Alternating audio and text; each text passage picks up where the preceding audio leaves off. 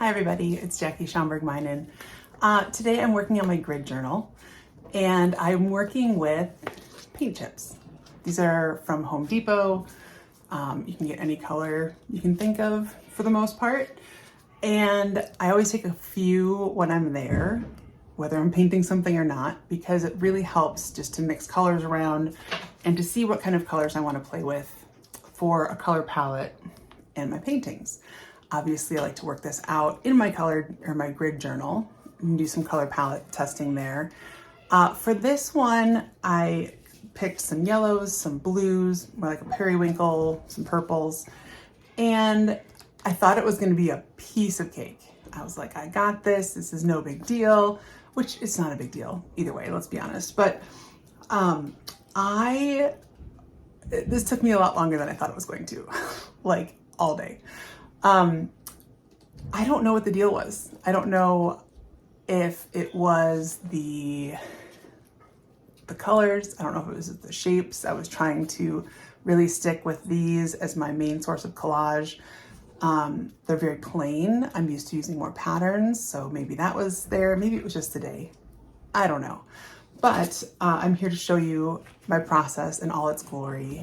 And it ended up pretty cool, but it was a journey. So let me show you how I did it and why I did what I did. And I will let you see the full process. My favorite way to make these grids right now is to trace a 2 by 2 inch portion of my business card or any business card and just go for it. You don't need to measure it out precisely, just eyeball it. You'll get better as you practice, I promise. I thought about doing tape today and just kind of making a tic-tac-toe board with tape, but there's something about having these teeny little picture frames with the pencil frame around it that makes me happy. So I'm doing that today. Might be a little bit more labor intensive, but no big deal. I chose the paint colors that I chose because I like them. So this is just a yellow ochre, and then I added in a bit of quinacridone nickel azo gold. After that, I wanted just to get a base of something on the paper in every square. I only used one brush for the whole thing. I could have gone for more variety and used different brushes, smaller brushes, but this is what I did. Having the grid journal just allows you to try a whole bunch of things at the same time, and I really appreciate that. Often I think when I start that I'm just going to do a whole bunch of landscapes, a whole bunch of horizontal lines, vary the width between them, vary the width of the lines, etc. And then I start painting and I paint lots of vertical things and I just blow up my plan from the very first thing. So I don't know. I'm much better on the fly than I am planning creative things because I always change my mind. And I would encourage you to change your mind. Don't lock yourself in just because you decided to do something unless that helps you achieve a goal that you're interested in. If you've decided that you're going to work with one color for a week, then by all means go for it. But you don't have to do anything because you are your own boss. At least when it comes to your creative ventures, I hope. I'm using just some regular mechanical pencil to get some lines here, just to create some interest, give me something else to react to. And this was a cool paint chip that I got. This is just kind of a navy blue, but it's all the different finishes, right? So like satin finish versus pearl versus flat paint versus semi-gloss and gloss. But of course, when I saw it, I thought, stripes. So I thought that was kind of a fun thing to start with.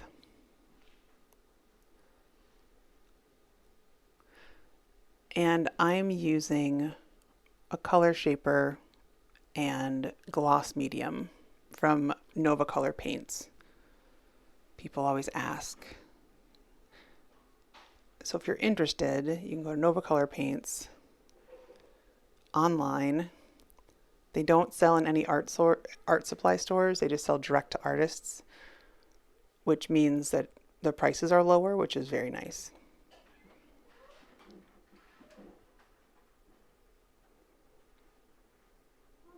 I liked adding this navy color. I really like how navy looks with these yellows and warm toned colors. And it's a nice contrast. Grounds things nicely.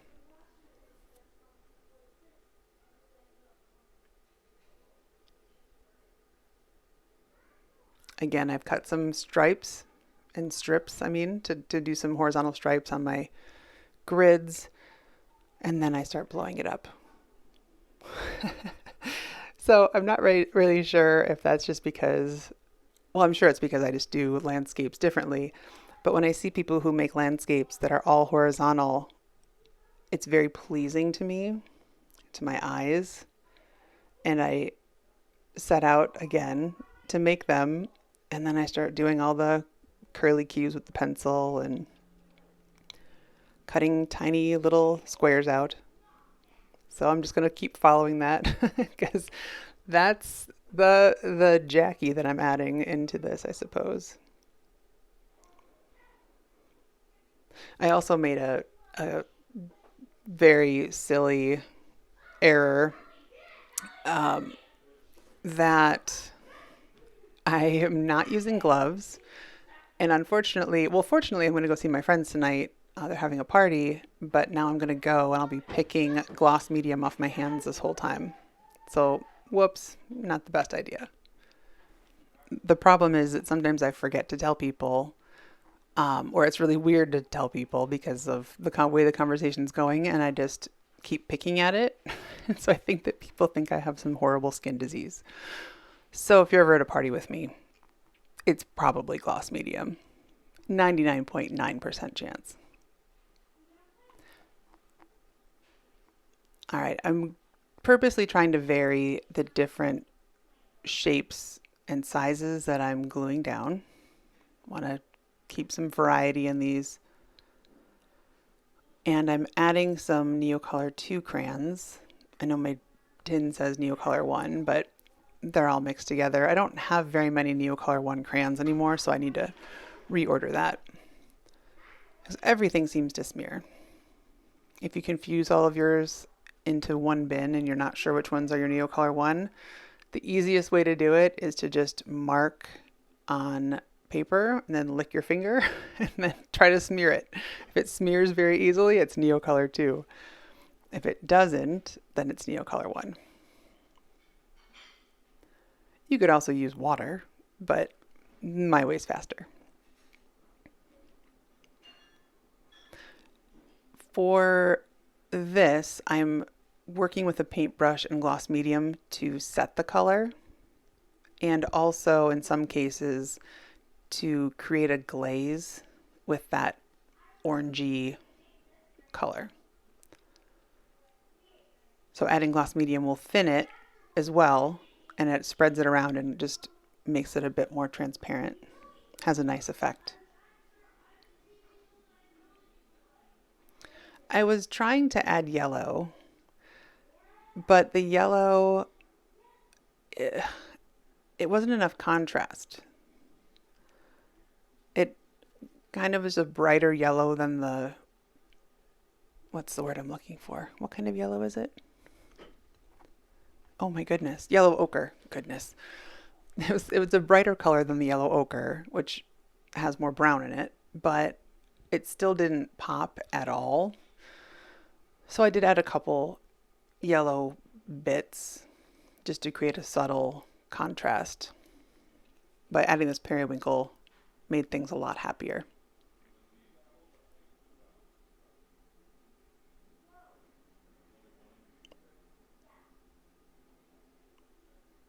It's funny, I was having a conversation with someone earlier this week saying how I'm like the fall holidays are my least favorite just because of the colors. Like I'm not going to decorate my house with browns and burnt oranges and yellow ochres and things like that. And then I do find it funny that today I'm painting this whole thing, and so far it's basically all fall colors, which I did not even connect until right now as I'm watching this and seeing it from above. Good thing I put the periwinkle in to lighten it up, huh? It's not so gloomy with the periwinkle. And there's an example of one of the yellows. See, now that it's already on, you can barely see it in that middle square on the upper left. It's just a very subtle difference. It stands out a little more in person than it does on the screen, but not much. And like usual, I'm using the same colors, the same, materials throughout these squares, but in different ways.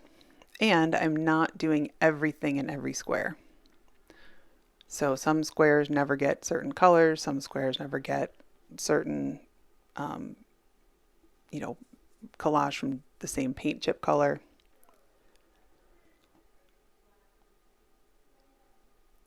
I decided there wasn't enough contrast, so I added some phthalo blue mixed with black. This is, I don't know, I call it a navy, but I don't know that it actually is.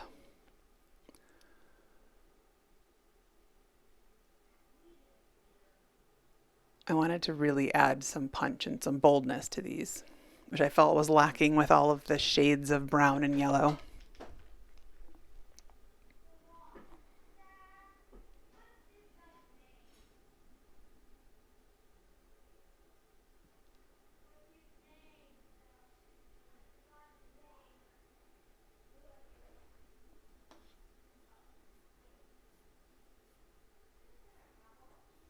Again, I'm using different amounts of paint.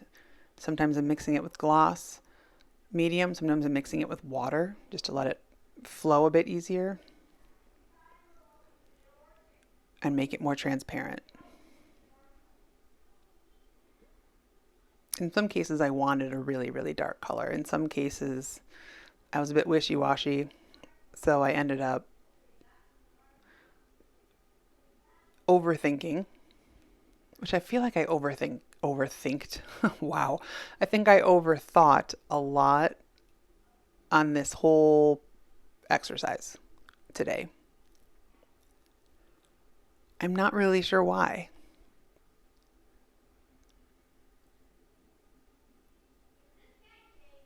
And that's the strange thing about doing exercises is every time you do them, it's different because you're in a different mood. You're thinking about different things. The weather's different. The time of day is different. And all of those things impact what you create and all the decisions that you make.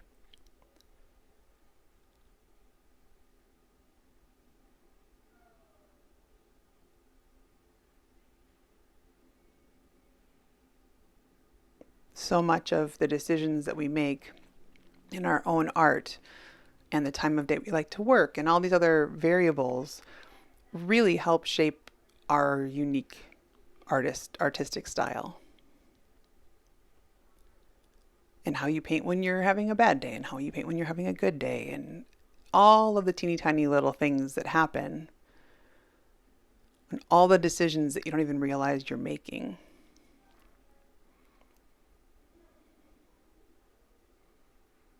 I noticed when I was doing this, the grid journals help me see the patterns in what I do and what lines do I repeat, what shapes do I repeat.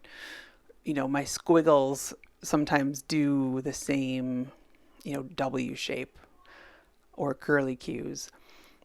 And looking at 18 tiny paintings all in one sitting, you really start to pick up on the choices that you make over and over and over and over again that don't even feel like choices. It just feels like this is just what the shape that my hand makes.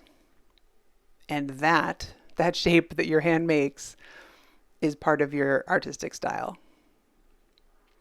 because that's your default.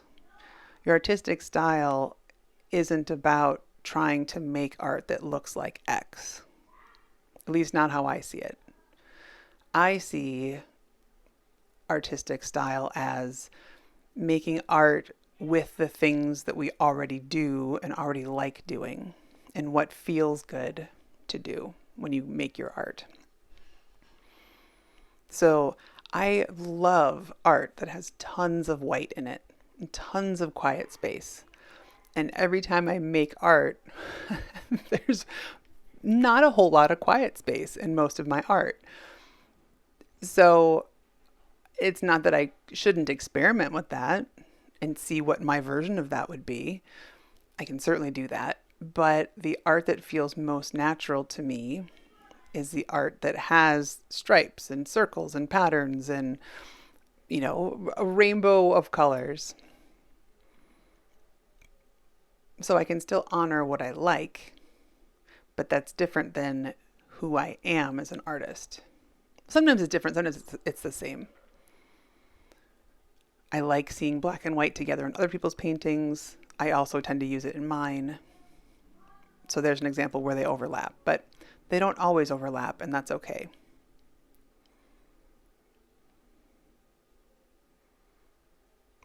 Making these paintings, even though this took me a few hours this afternoon, it's still pretty quick to do 18 separate little teeny paintings.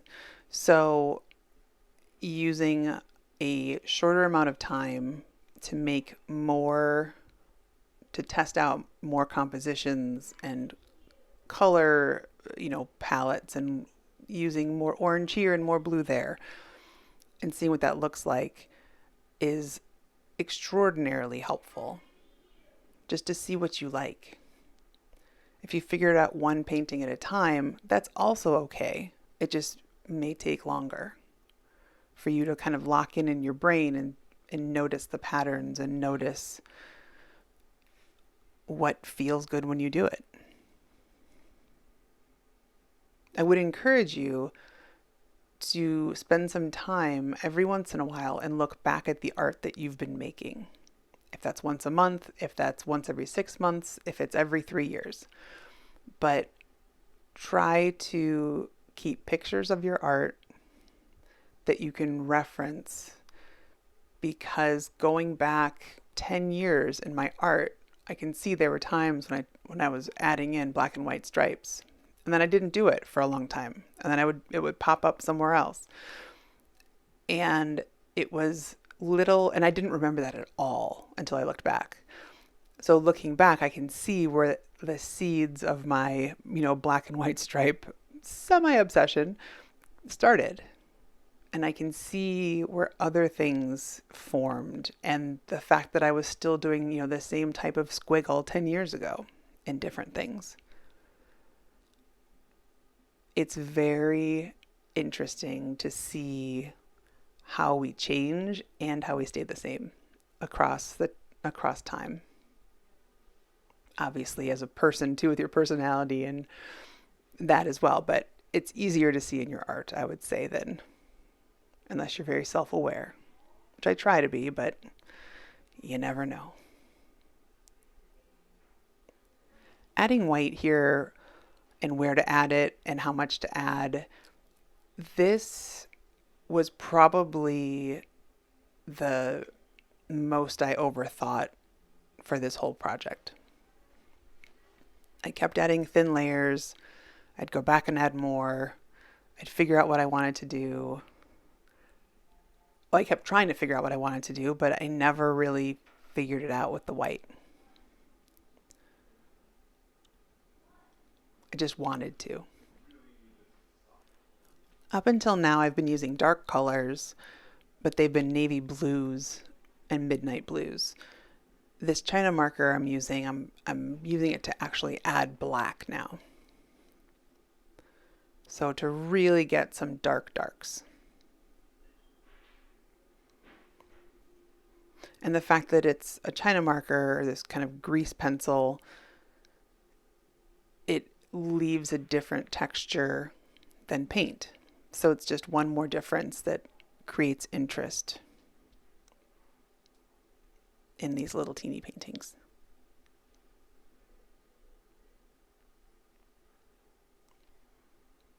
I'm adding some red Neocolor crayon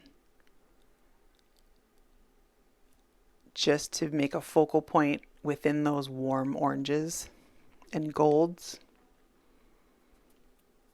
and warm it up a little bit more.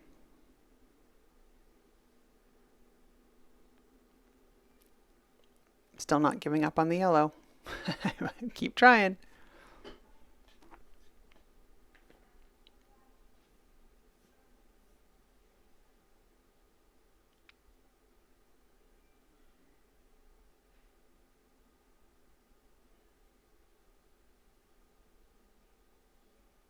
It's interesting to me how much I think about these decisions of where I'm going to glue what.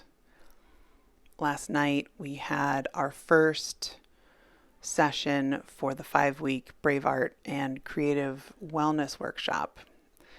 And it's a collage version this time around. And making collages without thinking is really nice. It's really nice. You just grab what looks good and glue it down. And because, maybe it was because these things are so tiny, but I had these teeny tiny pieces of everything and I was trying them on all of the different squares. And there was a lot of decision making and a lot of, do I put it here or here? Do I put it in this square or this square? Not that that's bad or good.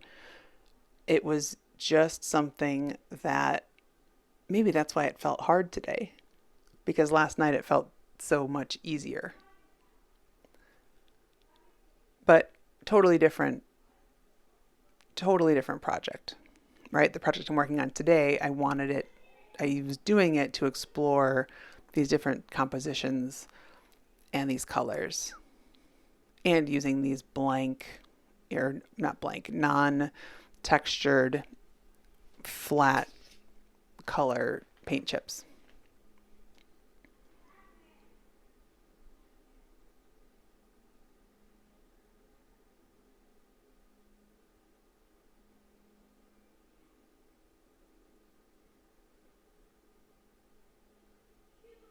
I really enjoy the possibilities. I will tell you, using paint chips, it's on a thicker cardstock, and I use a very thin gloss medium.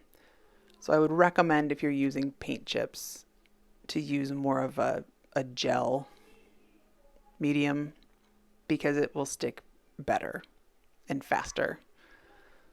I had to go back and hold pieces down from time to time because they weren't sticking. The paper was too strong.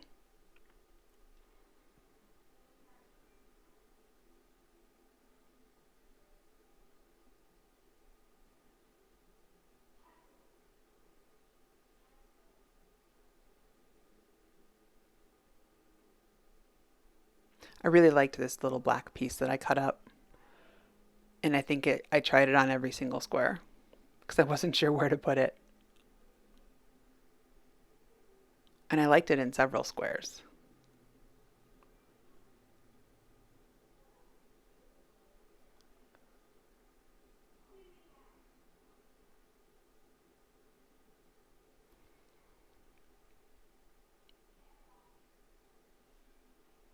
One of my favorite parts of art is that there's no one right way to do it. So if we all were given the same exact collage pieces, we would all make completely different collages. And they would all be the right decision for us. Sometimes it can make the actual decision process more difficult because it could fit on 18 different squares and we have to pick which one it goes on. But the more I practice and the more I do exercises like this, the better I'm getting at, okay, well, I'm just going to glue it down here.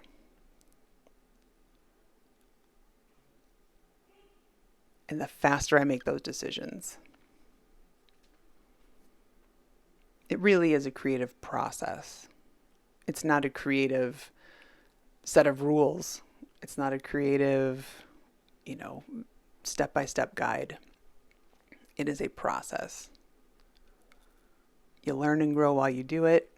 You learn and grow when you're watching other people do it.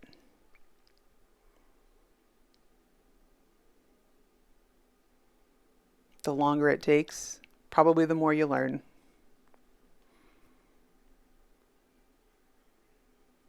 Definitely the more you do it, the more you learn.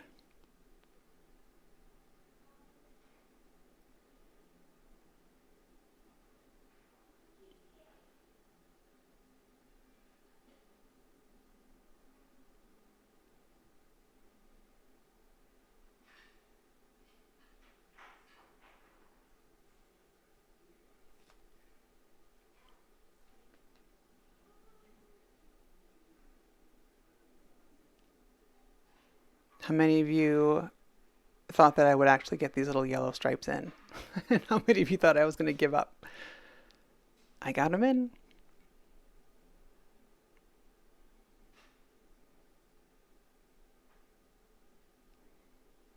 It's also difficult because once you have a lot of gloss medium on your fingertips and you're working with teeny pieces, the gloss medium on your fingers will stick to the piece of paper that you're working on, and then it will lift it back up off the collage. So that was great. I had to do that a couple times.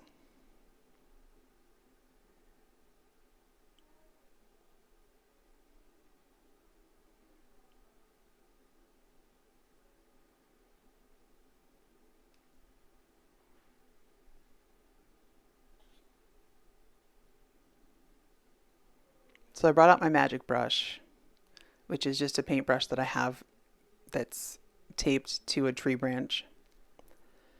And it helps me just make some less controlled marks.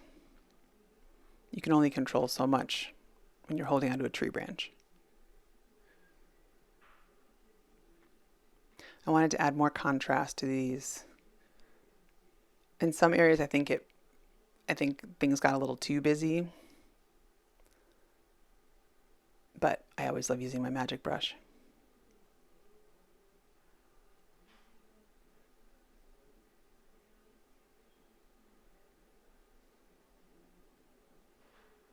So I'd love to know if you ever use paint chips in your collages. And if so, how do you like to present them? Do you just do paint chips only? Do you mix it in with other collage? Do you mix it in with paint?